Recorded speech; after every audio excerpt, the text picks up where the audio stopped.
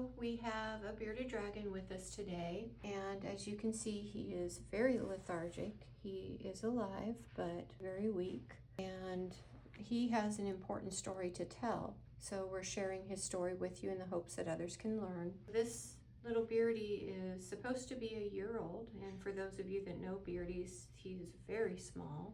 And earlier this fall, the owners noticed that he had stopped eating and become very lethargic and wasn't moving much. And so they called a couple pet shops, and the pet shops told them that he was brunating or pseudo hibernation. And so they assumed, based on that conversation, that this was a natural response. And so he's spent 2 months not eating, not moving, not doing anything. And if you look at him, you can see he is emaciated. You can see the pelvic bones. There's no fat in between the pelvic bones. His little legs have lost all of their muscle, very weak.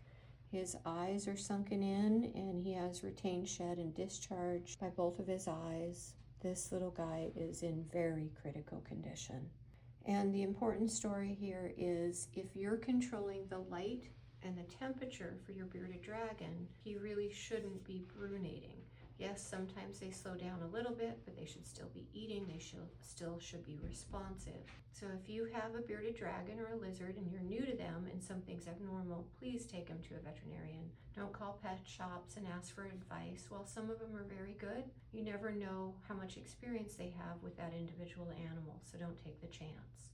So now, what are we going to do with this little one? The plan is to start him on calcium injections because he has almost certainly metabolic bone disease. He also needs to have his eyes flushed, so we'll be doing that to get his eyes open because he can't physically open them right now. And then we'll treat whatever we find once we get those eyes open.